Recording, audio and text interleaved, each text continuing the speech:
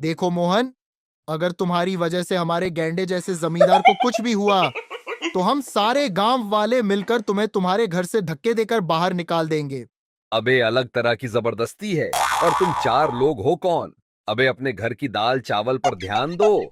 और ये सेठ तुम्हारा कोई रिश्तेदार है जो इसके कहने पर भागे भागे आ खड़े हो गए? पिताजी, उसने कभी हिंदी फिल्में नहीं देखी, उसे पता नहीं जमींदार कितने हरामे होते हैं। वो आप पर विश्वास करता है। क्या दिमाग से पैदल राजा है? अरे इतने साल हो गए, अब मिल रही क्या? इसकी बेटी। यहाँ 2 दिन पुराना सामान नहीं मिलता। ये जंगलों में लड़की ढूंढ रहा है। क्या होगा हमारे राज्य का? ऐसे ऐसे राजा बनकर धरती पर राज कर रहे हैं। इतना बोलकर राजकुमार रवि ने अपनी तलवार निकाल ली और गुस्से से जमींदार से बोला। महेश नगर राज्य के एक छोटे से गांव में एक कंजूस आदमी दुकान के अंदर बैठा हुआ था। उस दुकान के अंदर तरह तरह की मूर्ति रखी हुई थी, जो कि वो दुकानदार ऊंचे दामों पर मोल भाव कर बेचा करता था। वैसे तो उसके दुकान पर तरह तरह की मूर्ति रखी हुई थी, पर एक बहुत ही सुंदर मूर्ति अलग ही दिखाई दे रही थी। तभी वहां पर एक व्यापारी आकर जमींदार से बोला। क्या नक्काशी है, क्या खूबसूरती है, बहुत शानदार है भाई। मूर्ति तो बहुत ही सुंदर है। इस मूर्ति बनाने वाले को मेरी तरफ से सलाम। देखने में तो व्यापारी लगते हो। नहीं, मैं तो खेल दिखाने वाला हूँ। आज मेरा बंदर बीमार था तो सोचा कोई ढंग का बंदर मिल जाए। क्या बकते हो? बकता नहीं जनाब, अब आपने पूछा ही ऐसे। अरे भाई, मेरी वेशभूषा से नहीं मालूम हो रहा आपको? मैं अक्सर एक राज्य से दूसरे राज्य में व्यापार के सिलसिले में इस गांव में आता रहता हूं। बस, अब कितना सवाल जवाब करोगे? इनकम टैक्स वाले हो क्या? अब ये बताओ, ये मूर्ति कितने की बेचोगे आप? हाँ, देखो, वैसे सुंदरता का कोई मोल नहीं होता, परंतु तुम्हें मैं ये मूर्ति 25 सोने की मुद्राएं में दे दूंगा। अरे क्या लूट खसोट मचा रखी है? इतने में तो मैं पूरा गांव खरीद लूं, इतनी भी अच्छी नहीं है। ज्यादा ही तारीफ कर दी लगता है। आया बड़ा। अरे भाई, लेनी है तो लो, नहीं तो लेने वाले बहुत हैं। अरे गुस्सा क्यों करते हो भैया?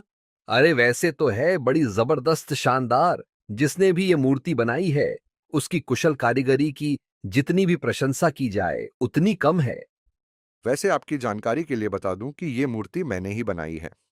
अच्छा, देखने में तो सर्कस का बंदर लग रहा है, पर ये ऐसी मूर्ति। हाँ, सही कहा। मूर्ति बनाकर बेचना मेरा शौक है। व्यापारी ने मुस्कुराते हुए 25 सोने की मुद्राओं की थैली जमींदार को पकड़ा दी और मूर्ति लेकर चला गया। कुछ देर बाद जमींदार धीरे धीरे अपने गांव के मोहन नाम के एक युवक के घर पे चला गया। जमींदार को देखकर मोहन प्रसन्न होते हुए बोला। मुझे आपका ही इंतजार था। मैं सोच रहा था वो मोटू, मेरा मतलब जमींदार जी, कहाँ रह गए? ये लो भाई मोहन, तुम्हारी मूर्ति 10 स्वर्ण मुद्राओं में बिकी है। बड़ी मुश्किल से बिकी है। चलो, 5 मुद्राएं तुम्हारी और 5 मेरी। ठीक है? क्या कह रहे हो जमींदार साहब? इतने कम दामों में? मैं दिन रात लगा रहा, मैं रोटी भी कम खा पाया। सुबह से शाम, शाम से रात तक इसमें ही लगा रहा। सोचा 2 गाड़ी और 1 शेर तो पाल ही लूंगा, लेकिन ये तो बहुत थोड़े पैसे हैं। देख मोहन, एक काम कर, किसी दिन तुम खुद ही अपनी ही मूर्ति बाजार में जाकर बेच कर देखना, तब तुम्हें पता चल जाएगा कि कितने में बिकती है। अरे क्या जुल्म है! पूरी रात जाग जाग कर मूर्ति बनाओ, फिर सुबह रेड़ा लेकर निकल जाओ। अरे इतनी मेहनत ना होवे मुझसे। देख सेठ, एक काम कर, जो है दे दो। इसी से छोले भटूरे और समोसे खा लूंगा। अगर तुम चाहते हो कि तुम्हारी मूर्ति अच्छे दाम में बिके, तो फिर कोई ऐसी सुंदर मूर्ति बनाकर तैयार करो जिसे एक बार में कोई देखे तो बस देखता रह जाए, चाह कर भी अपनी नजर हटा ना पाए। ऐसा कुछ बनाओ तो महंगे दाम में बिके। अरे उस मूर्ति में था ही क्या, बिक गई भला समझो, नहीं तो उसे तो कुत्ता भी ना देखे। ओ सेठ, अब ज्यादा हो रहा। एक दिन ये काम करके देख, फिर तेरे से दाल चावल का हिसाब लूंगा। इतना सुनकर जमींदार वहां से चला गया। मोहन, जो कि एक बहुत ही सीधा साधा और भोला इंसान था, वो नहीं जानता था कि जमींदार उसे मूर्ख बनाता है। ए भगवान, इस बार मैं ऐसी सुंदर लड़की की मूर्ति बनाऊंगा कि जो भी मनुष्य उसे देखेगा उससे प्रेम कर बैठेगा। फिर चाहे मेरी जान चली जाए, पर इस बार ऐसी मूर्ति बनाऊंगा कि राजा खुद आकर बोलेगा। मान गए मोहन बेटा तुमको। इतना बोलकर मोहन मूर्ति बनाने में जुट गया। इधर जमींदार अपनी हवेली में जाकर अपनी पुत्री पुष्पा से बोला, ये लो पुष्पा, 25 स्वर्ण मुद्राएं, इन्हें अलमारी में रख दो। इन्हें अलमारी में ही रखूंगी, बाहर छत पर थोड़ी फेंकूंगी।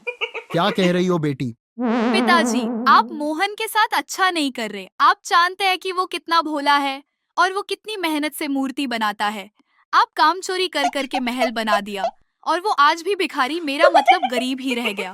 अरे इसे भोलापन नहीं कहते पुष्पा, इसे मूर्खता कहते हैं। मैंने मोहन से बड़ा मूर्ख बंदर इस संसार में कभी नहीं देखा। पिताजी, उसने कभी हिंदी फिल्में नहीं देखी, उसे पता नहीं जमींदार कितने हरामी होते हैं। वो आप पर विश्वास करता है। अरे पुष्पा, वो मुझ पर विश्वास नहीं बल्कि अंधा विश्वास करता है, और तुम फिर से मोहन की इतनी तरफदारी करने लगी।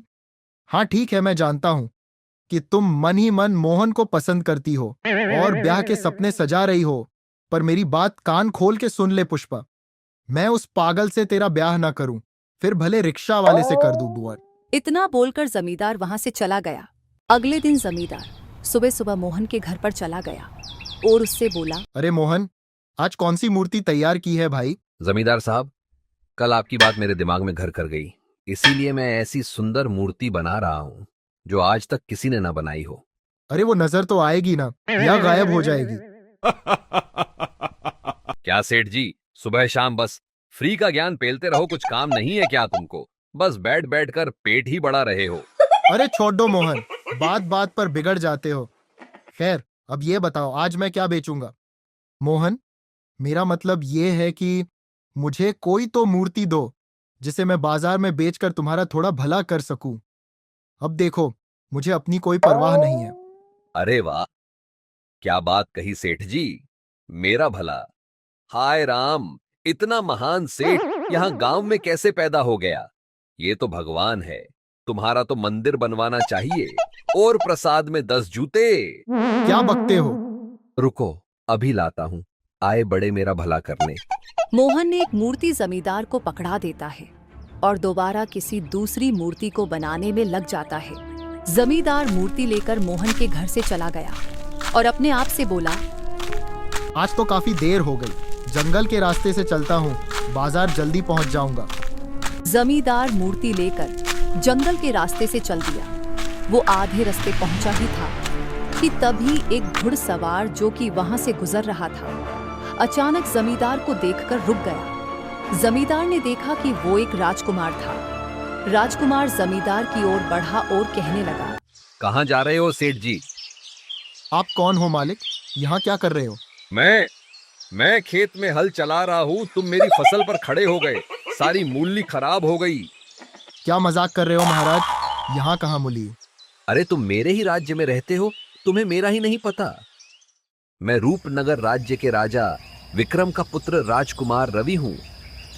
ये तुम्हारे हाथों में जो मूर्ति है बहुत सुंदर है। क्या इस मूर्ति को तुमने ही बनाया है? हाँ राजकुमार, इस मूर्ति को मैंने ही बनाया है। अगर ये मूर्ति आपको पसंद आ गई है तो मैं आपको ये मूर्ति भेंट स्वरूप देने के लिए तैयार हूँ। इसका मतलब मैं बिल्कुल सही स्थान पर आया हूँ। मैं आपकी बात का मतलब नहीं समझा राजकुमार। बात ऐसी है कि कल मैंने अपने राज्य में एक व्यापारी के हाथ में एक बहुत ही सुंदर मूर्ति देखी। उस व्यापारी ने मुझे बताया कि वो मूर्ति को इसी गांव से लाया है, तो मैं उससे ढूंढता हुआ इस गांव में ही आ रहा था। दरअसल मुझे एक सुंदर राजकुमारी की मूर्ति बनवानी है और वो मूर्ति मुझे अपने पिता को भेंट करनी है। तो बताओ कब तक बन जाएगी? कह तो ऐसे रहे हैं, मूर्ति बनवाना हलवा है। अब इसे कैसे बताऊं कि ये मूर्ति मैंने नहीं, उस बेवकूफ ने बनाई है। ठीक है, फिर मैं तुम्हें 9 दिन का समय देता हूँ। 10वें दिन मैं स्वयं सैनिकों के साथ उस मूर्ति को लेने के लिए तुम्हारे गांव में आऊंगा। ठीक है? ये तो हमारे लिए गर्व की बात है। और क्यों नहीं राजकुमार, मैं इस गांव का जमींदार हूँ। आप 10वें दिन मेरी हवेली में आ जाना, मैं वहीं काम करता हूँ, आप स्वयं देख लेना। जमींदार की बात सुनकर राजकुमार मुस्कुराता हुआ वहां से चला गया। अगले दिन जमींदार मोहन के घर पर जाकर उससे बोला, मोहन, कल मेरे पास एक व्यापारी आया था जो एक सुंदर राजकुमारी की मूर्ति बनवाना चाहता है। ये सुनकर मोहन खुश होते हुए बोला, अरे वाह, तब तो समझ लीजिए सेठ जी, काम हो गया। इसका क्या मतलब मोहन? क्या है ना सेठ जी, मैं एक सुंदर राजकुमारी की ही मूर्ति बना रहा हूँ, जो कि ऐसे बनाऊंगा कि एकदम असली लगेगी। अच्छा, तो ये कब तक तैयार हो जाएगी? सेठ जी देखो, हाँ, 8 दिन के अंदर मूर्ति बनाकर मैं आपको दे दूंगा। देख मोहन, मूर्ति मुझे 8 दिन में तैयार चाहिए, और हाँ, इस मूर्ति के लिए मैं बाजार में बेचकर तुम्हें बहुत अच्छी कीमत दूंगा। इतना बोलकर जमींदार वहां से चला गया। मोहन ने दिन रात एक करके समय से पहले एक सुंदर लड़की की मूर्ति बनाई। आहा, क्या बात है।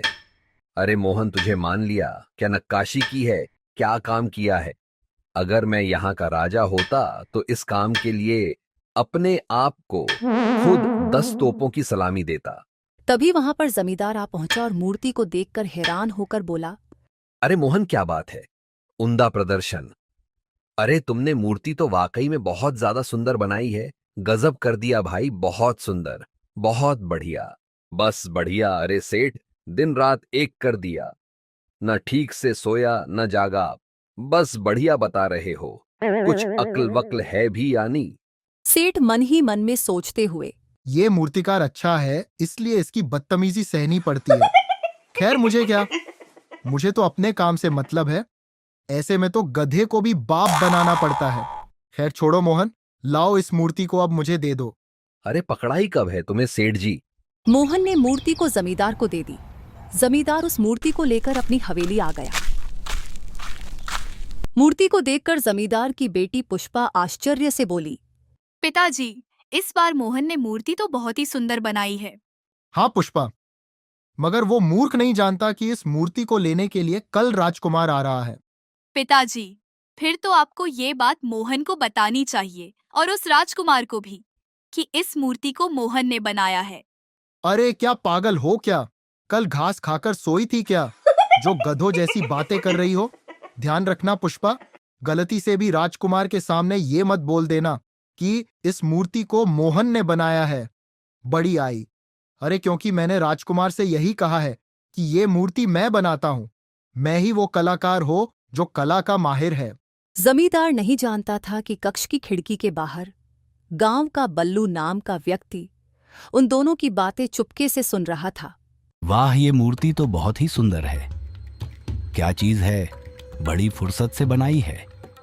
मैं आज रात इस मूर्ति को चुरा लूंगा और इसे ढोकलपुर राज्य में जाकर बेच दूंगा। मुझे बहुत अच्छी आमदनी हो जाएगी। इसी किसी ने भी बनाई हो, अब तो इसका मालिक मैं हूं। रात के समय बल्लू आहिस्ता से दबे पांव उनकी हवेली में घुसकर उस मूर्ति को चुराकर जंगल में स्थित एक तालाब की ओर ले गया। हाँ, रात यही तालाब के पास गुजार लेता हूं। सुबह इस मूर्ति को ढोलकपुर राज्य में ले जाकर बेच दूंगा। अब तो माल ही माल होगा, बस ये काली रात गुजर जाए। अगली सुबह जब जमींदार की आंख खुली तो मूर्ति को गायब देखकर वो बुरी तरह से चौंक पड़ा और जमींदार गुस्से से पुष्पा से बोला, पुष्पा, ओ पुष्पा, मैं समझ गया। उस मूर्ति को किसी और ने नहीं बल्कि मोहन ने चुराया होगा। उस नालायक को शायद भनक लग गई होगी कि उसकी बनाई हुई मूर्ति को लेने के लिए राजकुमार आने वाला है। सेठ जी, हम आ गए हैं, लाओ, मूर्ति बन गई क्या? क्षमा कीजिए राजकुमार, मैंने एक मूर्ति को कल बनाकर तैयार कर दिया था, परंतु मूर्ति मिल ही नहीं रही। लगता है कोई चुरा कर ले गया है। राजकुमार, मैं क्षमा चाहूंगा, गलती हो गई हमसे, हमें माफ कर दीजिए। ये सुनकर राजकुमार रवि क्रोधित होते हुए बोले, ये क्या बकवास कर रहे हो तुम क्या समझते हो, तुम्हारे ऐसे कहने से मैं तुम्हें छोड़ दूंगा? तुम पिताजी के सामने हमें अपमानित करवाना चाहते हो। मेरी बात का विश्वास कीजिए राजकुमार जी, मैं आपको झूठ नहीं बोलूंगा, मुझे कोई मरने का शौक थोड़ी है। अब तुम मेरी बात ध्यान से सुनो। मेरे पिता इस समय जंगल की गुफा के अंदर अपने सैनिकों के साथ ठहरे हुए हैं। मैं भी वहीं ठहरा हुआ हूं।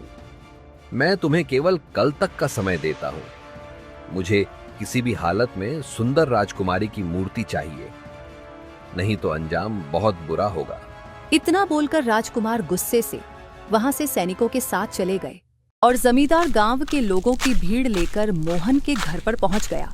अपने घर पर इतनी सारी भीड़ देखकर मोहन घबराते हुए बोला, क्या हुआ जमींदार साहब, इतनी सुबह सुबह? बनो मत मोहन, सीधी तरह से बता दो कि वो मूर्ति कहाँ है। अरे तुम्हारी वजह से राजकुमार रवि मुझे धमकी देकर गया है। राजकुमार? कौन सा राजकुमार? मुझे कुछ समझ में नहीं आ रहा। अरे तुमने जो मूर्ति बनाई थी, मैंने उस मूर्ति का सौदा राजकुमार से किया था, परंतु कल रात वो मूर्ति मेरी हवेली से चोरी हो गई है भाई। मुझे तो लगता है तेरी नीयत में ही खोट है। पागल तो था ही, अब चोर भी हो गया। अच्छा गुरु, लेकिन आपने तो कहा था कि आपने एक व्यापारी से सौदा किया है। अरे वाह, उल्टा चोर कोतवाल को डांटे। अबे तुझे इससे क्या, चाहे लेने वाला कोई भी हो, तू अपने काम से मतलब रख और वो मूर्ति निकाल कहाँ छिपा के रखी है। पर मुझे भी तो जानने का हक है सेठ। वाह वाह, देखो भाइयों, देखो देखो, इसे कहते हैं नमक हरामी। एक तो इसकी मूर्तियां कोई कौड़ियों के दाम नहीं खरीदता, मैं इसकी मूर्तियों को जैसे तैसे बाजार में बेचता हूँ ताकि इसका घर चल सके। और इसने मेरे साथ क्या किया, देख रहे हो? तभी एक गांव वाला मोहन से बोला, देखो मोहन, अगर तुम्हारी वजह से हमारे गैंडे जैसे जमींदार को कुछ भी हुआ तो हम सारे गांव वाले मिलकर तुम्हें तुम्हारे घर से धक्के देकर बाहर निकाल देंगे। अबे अलग तरह की जबरदस्ती है, और तुम 4 लोग हो कौन? अबे अपने घर की दाल चावल पर ध्यान दो। और ये सेठ तुम्हारा कोई रिश्तेदार है जो इसके कहने पर भागे भागे आ खड़े हो गए? सेठ जी मेरा विश्वास कीजिए, मैंने मूर्ति को नहीं चुराया है। आप सब लोग मेरा विश्वास तो कीजिए, मैं भला मूर्ति को क्यों चुराऊंगा? अरे मुझे क्या पता क्यों चुराएगा, मैं कुछ नहीं जानता। कल मुझे वो मूर्ति चाहिए, मतलब चाहिए, बात खत्म। इतना बोलकर जमींदार गांव वालों के साथ वहां से चला गया। मोहन घबराता हुआ अपने आप से बोला, हे भगवान, क्या मुसीबत है, बड़े जालिम लोग हैं। अब ये एक रात में मैं दूसरी मूर्ति बना भी नहीं सकता, अब मैं क्या करूं? तभी वहां पर पुष्पा आ पहुंची और मोहन से बोली, इन सब का कारण मेरे पिता है। उन्हें ही ज्यादा चूल मची हुई थी, ज्यादा पैसा कमाने की। मेरे पिता अब तक तुम्हें ठग रहे थे। वो तुमसे मूर्ति ले जाकर बाजार में सोने के दाम बेच रहे थे और तुम्हें ना के बराबर धन पकड़ा देते थे। मोहन, कुछ दिन पहले तुम्हारी बनाई हुई मूर्ति महेश नगर राज्य के राजकुमार को बहुत पसंद आ गई, मगर पिताजी ने तुम्हें इस बारे में नहीं बताया। उसी राजकुमार ने पिताजी को एक राजकुमारी की मूर्ति बनाने के लिए बोला था, मगर कल रात मैंने देखा कि गांव का ही बल्लू नाम का व्यक्ति घर में दबे पांव घुस आया और चुपके से उस राजकुमारी की मूर्ति को उठाकर जंगल की तरफ ले गया। अबे क्या लड़की है, बाप जान से मारने की धमकी देता है, बेटी मलहम लगाती है। अरे जब इतना सब पता था, उस चोर को रोका क्यों नहीं? शुभ मुहूर्त का इंतजार कर रही थी या अपने पिता की गर्दन कटने का? क्या खत्म लड़की पैदा की है सेठ ने, कुछ अपनी दवा दारू करवाओ। क्या इसके बारे में तुम्हारे पिता जानते हैं? तुमने उन्हें बताया इस बारे में? नहीं, मैंने पिताजी को जानबूझकर नहीं बताया था कि मूर्ति किसने चोरी की, परंतु मुझे ये नहीं पता था कि पिताजी तुम्हारे ऊपर चोरी का आरोप लगा देंगे, और मुझे ये भी नहीं पता था कि राजकुमार इतना क्रोधित हो जाएंगे कि पिताजी को मरने की सजा सुना देंगे। खैर छोड़ो, वो तो है ही मरने के लायक। वैसे बल्लू अभी रूपनगर नहीं पहुंचा होगा, मुझे उसे वहां पहुंचने से पहले ही पकड़ना होगा। पुष्पा की बात सुनकर मोहन तुरंत जंगल की ओर चल दिया। इधर बल्लू ढोलकपुर राज्य की ओर जंगल के रास्ते जा रहा था। वो गुफा तक पहुंचा ही था कि तभी एक बूढ़े सैनिक की नजर बल्लू पर पड़ी। बल्लू के हाथ में एक सुंदर राजकुमारी की मूर्ति देखकर वो बूढ़ा सैनिक बुरी तरह से चौंक पड़ा और अपने बगल में खड़े हुए सैनिकों से बोल पड़ा, जाओ, इसे तुरंत गिरफ्तार करो और यहाँ लेकर आओ। सैनिक तुरंत बल्लू को गिरफ्तार करके बूढ़े सैनिक के पास ले आए। बल्लू सैनिकों को देखकर घबरा गया। मैं एक व्यापारी हूँ, तूने मुझे रोकने का दुस्साहस किया। तुम्हारा चेहरा बता रहा है कि तुम कितने बड़े व्यापारी हो। पहले ये बताओ, तुम्हें ये मूर्ति कहाँ से मिली? बल्लू तुरंत बूढ़े सैनिक के पैरों पर गिर पड़ा। मुझे माफ कर दीजिए, मैंने ये मूर्ति कल रात ही एक सेठ के घर से चुराई थी, मुझे माफ कर दो। तभी वहां पर मोहन बल्लू को ढूंढते हुए आ पहुंचा और उस मूर्ति को देखकर उस बूढ़े सैनिक से बोला, हाँ, इस मूर्ति को तो मैंने बनाकर जमींदार को दिया था, कल रात ही इस मूर्ति को इसने चोरी कर लिया। यह मूर्ति तो मेरी है। ये सुनकर बूढ़ा सैनिक बुरी तरह से चौंक पड़ा और सैनिकों से बोला, इन दोनों को महाराज के पास ले चलो। कुछ ही देर में बल्लू और मोहन मूर्ति सहित गुफा के अंदर राजा विक्रम के सामने खड़े हुए थे। उस मूर्ति को देखकर राजा विक्रम बुरी तरह से चौंकते हुए बोले, ये तो मेरी पुत्री राजकुमारी चंद्रवती की मूर्ति है। राजकुमारी चंद्रवती कुछ वर्षों पहले इसी गुफा के आसपास देखी गई थी। फिर उसके बाद वो कहीं नहीं मिली। तब से मैं हर वर्ष इस गुफा में आता हूं और अपनी पुत्री को तलाशता हूं। क्या दिमाग से पैदल राजा है? अरे इतने साल हो गए, अब मिल रही क्या इसकी बेटी? यहाँ 2 दिन पुराना सामान नहीं मिलता। ये जंगलों में लड़की ढूंढ रहा है। क्या होगा हमारे राज्य का? ऐसे ऐसे राजा बनकर धरती पर राज कर रहे हैं। तभी राजा विक्रम का पुत्र राजकुमार रवि वहां आ पहुंचा। पिताजी, ये मूर्ति तो इस जंगल के नजदीक गांव में रहने वाले एक जमींदार ने बनाई है। लगता है ये दोनों चोर है, क्योंकि जमींदार बता रहा था कि मूर्ति उसके घर से चोरी हो गई है। तभी मोहन राजकुमार रवि से बोला, नहीं, क्षमा कीजिए राजकुमार, लेकिन ये मूर्ति मैंने बनाई है। मैंने ही जमींदार को ये मूर्ति बेचने के लिए दी थी। मैं ही मूर्तियां बनाता हूँ। कुछ देर पहले ही मुझे पता चला कि जमींदार मेरी बनाई हुई मूर्तियां सोने के दाम में बेचता है और मुझे चिल्लर पकड़ा रहा है। चालबाज कहीं का। राजा विक्रम मोहन की ओर देखकर गौर से बोले, क्या तुमने मेरी पुत्री राजकुमारी चंद्रवती को देखा है? नहीं नहीं महाराज, अरे मैंने अपनी घरवाली को नहीं देखा। आपके पुत्री यानी राजकुमारी को देखना तो नसीब की बात है। खामोश। जो पूछा बस उतना ही बता। ज्यादा ज्ञान पेलने की जरूरत नहीं है। नहीं नहीं महाराज, मैंने नहीं देखा है। 1 हफ्ते पहले की बात है कि जमींदार ने मुझे एक राजकुमारी की मूर्ति बनाने का आदेश दिया था। मैंने तो अपनी कल्पना से इस मूर्ति को बनाया है। क्या बोलते हो तुम?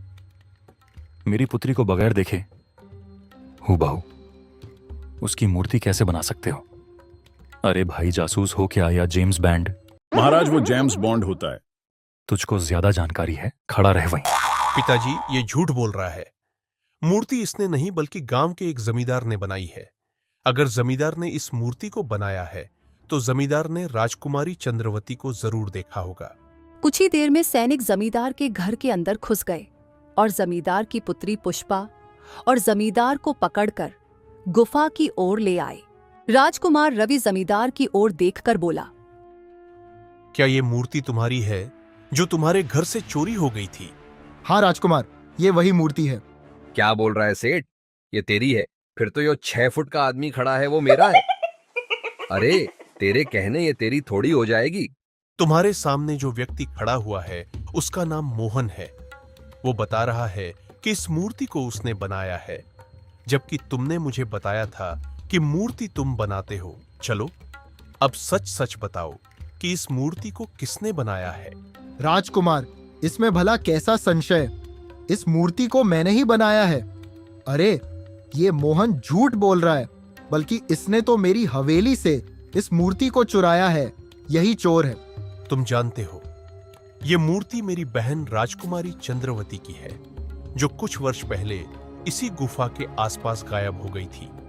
अगर तुमने इस मूर्ति को बनाया है तो फिर तुमने राजकुमारी चंद्रवती को अवश्य देखा होगा, क्योंकि सीधी बात है, तुमने बिना देखे तो मूर्ति नहीं बनाई होगी। इतना बोलकर राजकुमार रवि ने अपनी तलवार निकाल ली और गुस्से से जमींदार से बोला, चलो अब बताओ, कहाँ है मेरी बहन?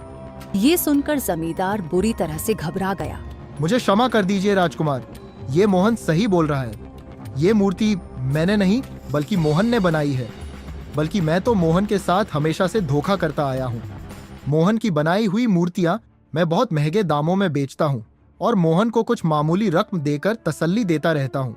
जमींदार ने इतना कहा ही था कि तभी रंग बिरंगी किरणों के साथ राजकुमारी इंदुमती की पत्थर की मूर्ति असली इंदुमती में परिवर्तित हो गई। ये देखकर वहां मौजूद सभी लोग आश्चर्य में पड़ गए। राजकुमारी चंद्रवती मुस्कुराते हुए अपने पिता की ओर देखकर बोली, पिताजी, वर्षों पहले आप जब जंगल में शिकार खेलने के लिए आए थे, शिकार खेलते हुए मैं बहुत थक गई तो इस गुफा के अंदर चली आई। मेरे अंदर आने से यहाँ पर बैठे साधु महाराज की तपस्या भंग हो गई और उन्होंने मुझे शराप दे दिया कि मैं अब से किसी को दिखाई नहीं दूंगी और न ही सुनाई दूंगी।